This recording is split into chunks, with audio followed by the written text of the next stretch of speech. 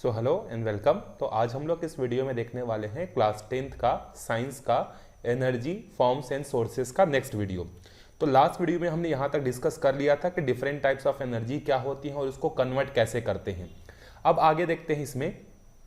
You have read about tungsten bulb in previous chapter. These bulbs convert electrical energy into light energy and thermal energy.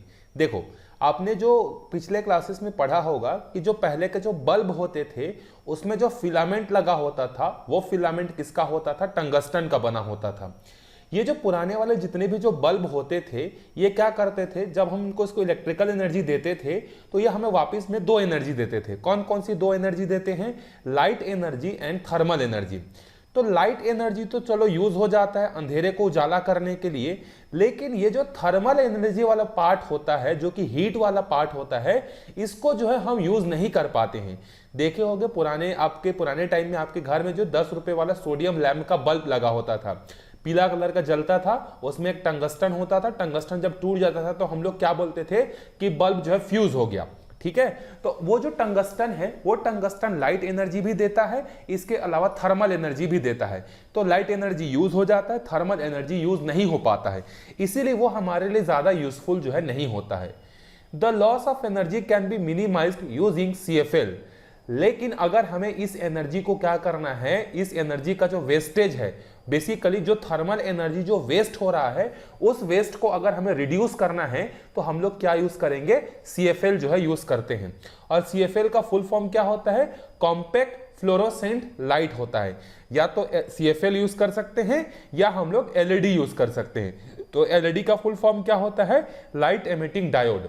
तो आप इसका full form भी याद रखना, आपको exam में LED का फुल फॉर्म भी पूछ सकता है, CFL का भी फुल फॉर्म पूछ सकता है। तो इससे एनर्जी का जो लॉस होता है वो क्या होता है? कम होता है। LEDs are even better CFLs because LEDs convert a higher percentage of electrical energy into light energy।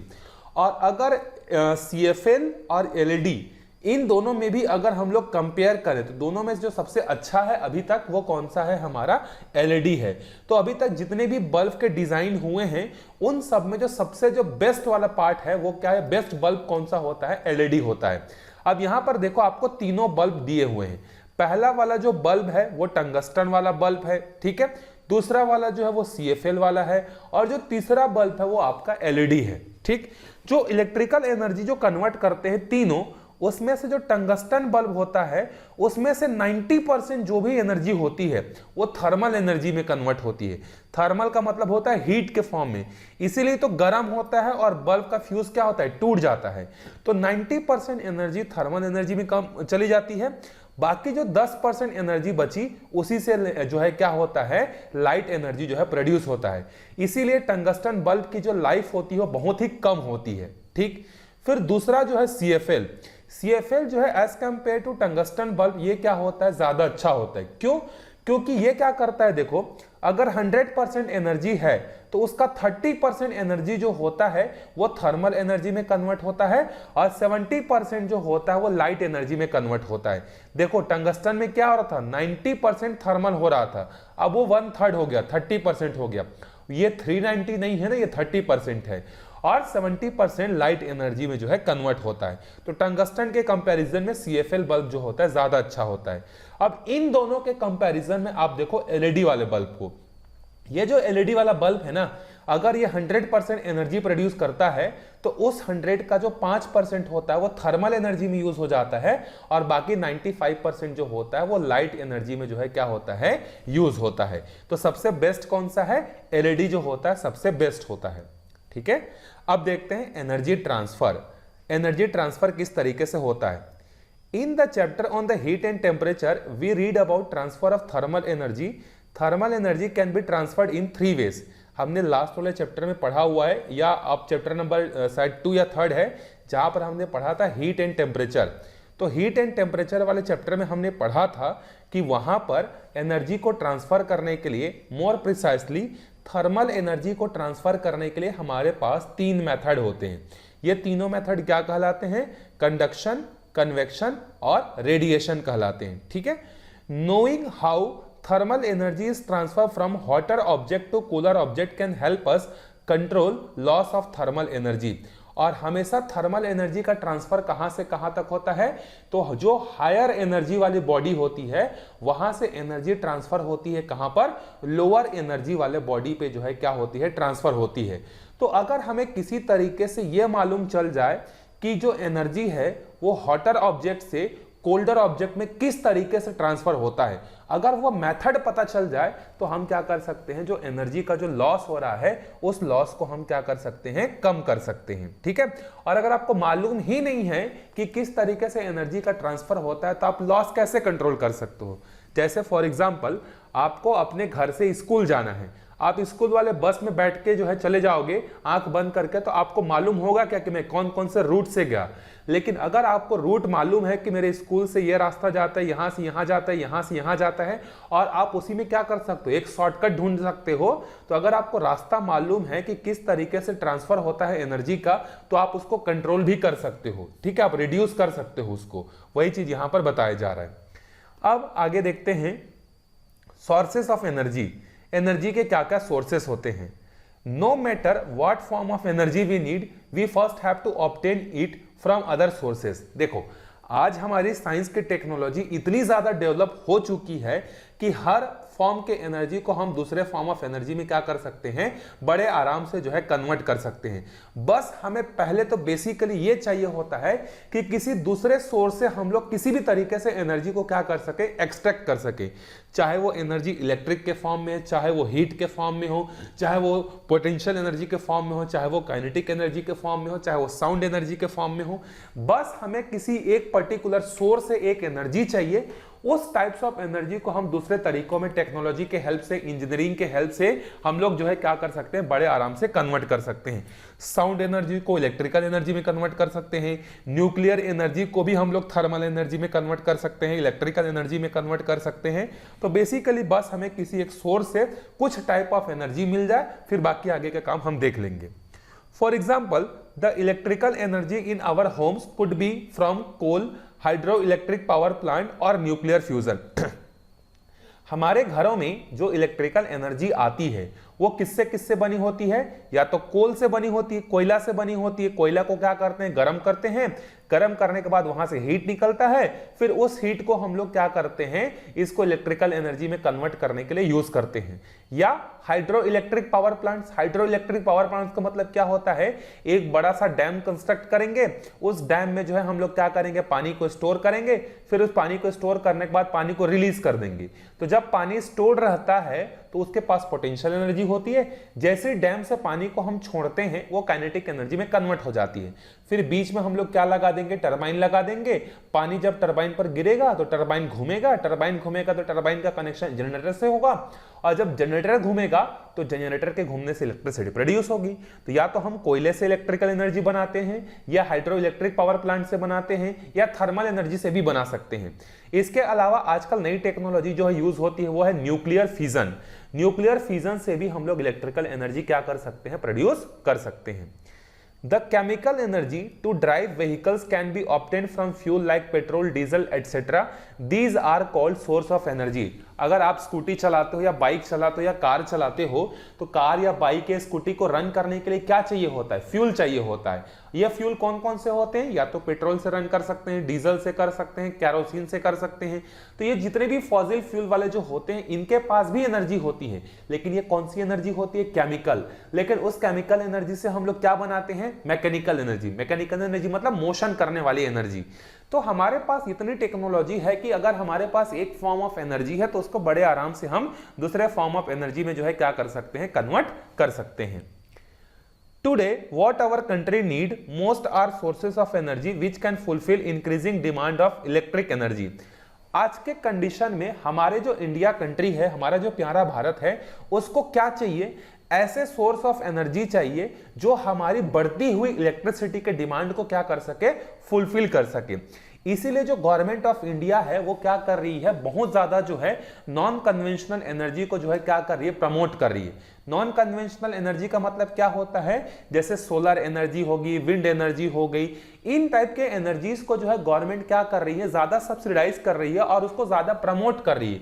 लोगों को अपने घरों के छतों के ऊपर में सोलर पैनल लगाने के लिए प्रमोट कर रही हैं। जो गवर्नमेंट बिल्डिंग्स है वहां पर भी जो है सोलर एनर्जी यूज करने के लिए जो है प्रमोट किया जा रहा है, क्योंकि हमारे पास जो ये जो फ्यूल्स हैं, पेट्रोल है, डीजल है, हीट है, ये लिमिटेड है, ठीक है।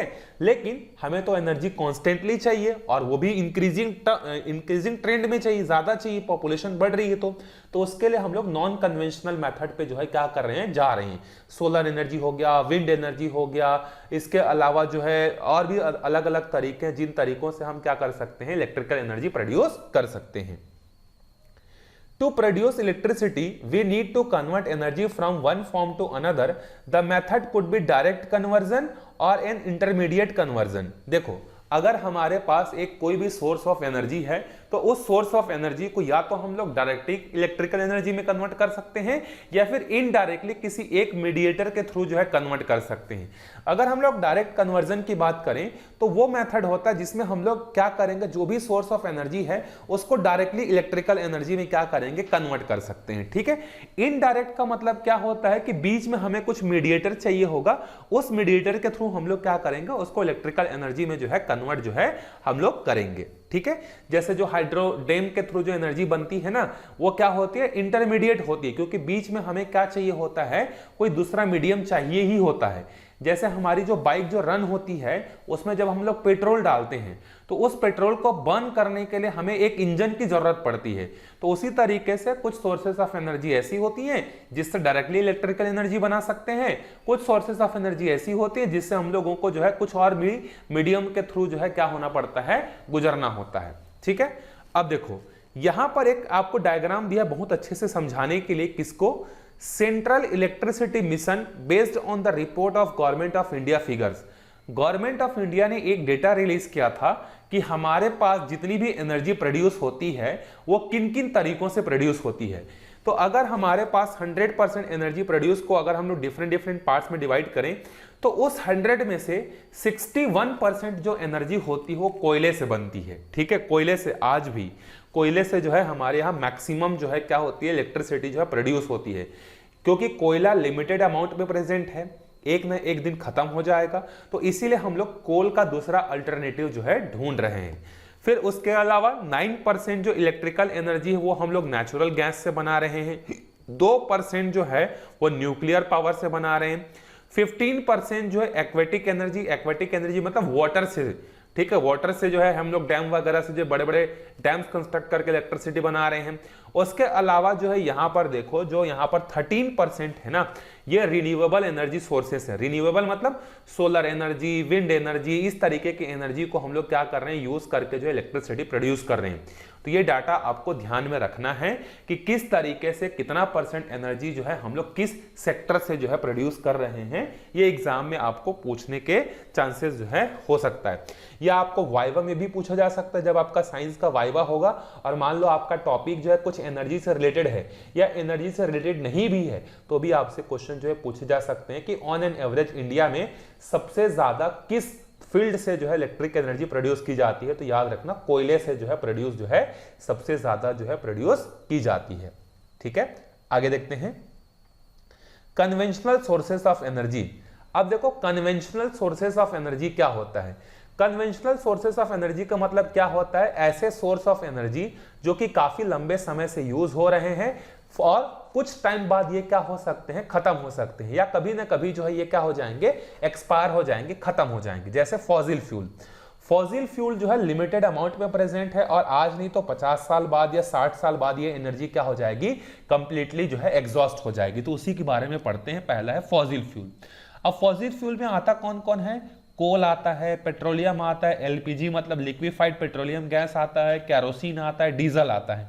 ये सारे फ्यूल जो कहते हैं वो फॉसिल फ्यूल कहलाते हैं। फॉसिल फ्यूल क्यों कहलाते हैं, क्योंकि ये जो है फॉसिल से बनते हैं। फॉसिल से मतलब पेड़ पौधे या जानवरों के जो है जो बॉडी होती है उसके जो है जमीन के अंदर दबने से जो है जो एनर्जी प्रोड्यूस होती है उसी को जो है फॉसिल फ्यूल जो है बोलते हैं। There are directly used in the vehicle and gas stove. और ये जो फॉसिल फ्यूल जो हमें मिलता है इसको या तो हम लोग डायरेक्टली व्हीकल में यूज करते हैं या स्टोव में यूज करते हैं। डायरेक्टली कैसे यूज करते हैं, व्हीकल में पेट्रोल और डीजल के माध्यम से, और जो गैस होते हैं उसको क्या करते हैं हम लोग, एलपीजी सिलेंडर भी यूज करते हैं। तो हम लोग इसको डायरेक्टली जो है यूज करते हैं। These are also used as a primary source of generating electricity. इसके अलावा अभी अभी हमने देखा ऊपर में 61% एनर्जी किससे मिलती है, कोयले से। तो सबसे ज्यादा जो है फॉसिल फ्यूल से ही इलेक्ट्रिसिटी प्रोड्यूस की जाती है। Large amount of fossil fuel are burnt every day in power station to heat up water to produce steam, which further runs the turbine to generate electricity. अब यहां पर क्या होता है, इंडिया में जितने भी पावर प्लांट्स हैं उन पावर प्लांट्स में जो है एनर्जी जो बनती है वो क्या होती है, वाटर को गर्म करने से होती है। तो बेसिकली प्रोसेस क्या होता है थर्मल एनर्जी से इलेक्ट्रिकल एनर्जी बनाने का। पहले हम लोग क्या करते हैं, एक बॉयलर लेते हैं। बॉयलर मतलब समझ लो एक पानी का बहुत बड़ा कंटेनर होता है, उसको हम लोग गर्म करते हैं कोयले से। तो जब उसको गर्म करेंगे तो पानी जब 100 डिग्री सेल्सियस को अचीव करेगा वो वेपर में कन्वर्ट हो जाएगा। जैसे ही वो वेपर में कन्वर्ट होता है फिर हम लोग उस वेपर को क्या करते हैं, टरबाइन के पास भेजते हैं। तो टरबाइन पे जब वो गिरता है कौन, वेपर, तो टरबाइन घूमने लगता है। टरबाइन जब घूमेगा तो क्या होगा, इलेक्ट्रिसिटी जो है प्रोड्यूस होगी। इसके बारे में हमने डिटेल से पढ़ा हुआ है कि किस तरीके से एनर्जी बनती है। ठीक है, तो यहां पर बहुत सारे मिलियंस ऑफ टन्स कोयले जो होते हैं वो क्या करते हैं, इंडिया में हर साल जो है यूज किए जाते हैं। ठीक है, these appliances are called thermal appliances because these appliances generate energy by combustion of fossil fuel which is then converted into electrical energy। और ये जो इलेक्ट्रिसिटी बनाने का जो मेथड होता है इस मेथड को क्या बोलते हैं हम लोग, क्या बोलते हैं इस मेथड को जो है थर्मल मेथड जो है हम लोग इसको बेसिकली जो है बोलते हैं। ठीक है, थर्मल अप्लायंसेस बोलते हैं। अप्लायंसेस क्यों बोलते हैं, क्योंकि इसमें हम लोग हीट के फॉर्म में एनर्जी से जो है क्या करते हैं, इलेक्ट्रिसिटी जो है प्रोड्यूस करते हैं। समझ में आए। अब इसमें बॉयलर होता है, टरबाइन होता है, जनरेटर होता है, बहुत सारे एक सिस्टमैटिक अरेंजमेंट होता है। These appliances convert chemical energy of fuels into the thermal energy, which then can converted into mechanical energy by rotating turbine and finally using electric generator। अब देखो ये जितने भी जो हमारे पास कोयला से इलेक्ट्रिसिटी बनाने का जो प्रोसेस होता है इसमें पहले कोल को हीट करते हैं, हीट करने से थर्मल एनर्जी बनता है, थर्मल एनर्जी से पानी को गर्म करते हैं, वेपर बनता है, वेपर जब बाहर निकलता है तो उसके पास काइनेटिक एनर्जी होती है। तो पहले कोयले के पास जो केमिकल एनर्जी थी वो कन्वर्ट हुई थर्मल एनर्जी में, फिर थर्मल एनर्जी से पानी गर्म किए तो वो बना वेपर, वेपर जब मूव करने लगा तो वो काइनेटिक एनर्जी में कन्वर्ट हुआ। फिर फाइनली उस काइनेटिक एनर्जी को जब हम लोग टरबाइन पर एग्जॉस्ट करवाते हैं, टरबाइन पर गिराते हैं तो टरबाइन घूमता है, टरबाइन का कनेक्शन जनरेटर से होता है, जनरेटर घूमता है और जनरेटर के घूमने से इलेक्ट्रिसिटी प्रोड्यूस होती है। तो देख रहे हो किस तरीके से अलग अलग स्टेप्स में जो है क्या हो रही है, एनर्जी कन्वर्ट हो रही है, फिर फाइनली इलेक्ट्रिक एनर्जी बन रही है। At every step some amount of energy is lost as it gets converted into the useless form. मतलब जब कोई एनर्जी एक फॉर्म से दूसरे फॉर्म में कन्वर्ट होती है तो उसका बहुत सारा पोर्शन जो होता है वो लॉस के फॉर्म में जो है चले जाता है। जैसे कोयले को जब हम लोग गर्म करते हैं तो कोयले का 100% जो यूज होता है वो पानी को गर्म करने के लिए यूज नहीं होता है, उसमें से कुछ पोर्शन ऑफ एनर्जी जो होती है वो क्या हो जाती है, लॉस हो जाती है। और वो हर स्टेप में होता है। केमिकल एनर्जी से थर्मल एनर्जी में लॉस होगा, थर्मल एनर्जी से जब काइनेटिक एनर्जी बनेगा तो लॉस होगा, काइनेटिक एनर्जी से जब उसके बाद क्या बनेगा, इलेक्ट्रिकल एनर्जी बनेगा तो भी लॉस होगा। तो लॉसेस जो होते हैं ट्रांसफॉर्मेशन में होते ही हैं। Power plant thus run on fossil fuel usually have a efficiency of 40%, which means that only 40% of energy of fossil fuel get converted into electrical energy। और जनरली जो प्लांट की जो एफिशिएंसी होती है वो प्लांट की एफिशिएंसी 40% होती है। मतलब अगर कोयला 100 जूल एनर्जी प्रोड्यूस कर रहा है तो उससे सिर्फ और सिर्फ 40 जूल एनर्जी को जो है हम लोग यूज कर पाएंगे, बाकी 60% जो एनर्जी जो होती है वो वेस्ट हो जाती है। एक फॉर्म से दूसरे फॉर्म में जब कन्वर्ट करते हैं उस समय वेस्ट हो जाती है। ठीक है, तो सोच सकते हो आधा भी हम लोग यूज नहीं कर पाते कोयले की एनर्जी को। There are some other disadvantage of burning fossil fuel। अब देखो फॉसिल फ्यूल को बर्न करने से एक तो एफिशिएंसी कम होती है, 60% एनर्जी वेस्ट हो जाती है। इसके अलावा इसके और भी बहुत सारे डिसएडवांटेजेस होते हैं। क्या क्या होते हैं, जैसे जो कार्बन होता है, नाइट्रोजन होता है, सल्फर जो होता है, ये क्या होता है, एटमॉस्फेयर में जो है रिलीज होता है और इसके कारण से क्या होता है, पॉल्यूशन होता है। और वाटर में भी क्या होता है, जब इलेक्ट्रिसिटी प्रोड्यूस कर लेते हैं उसके बाद जो वेस्ट बचता है उसको हम लोग वाटर में क्या करते हैं, डिसॉल्व कर देते हैं, छोड़ देते हैं।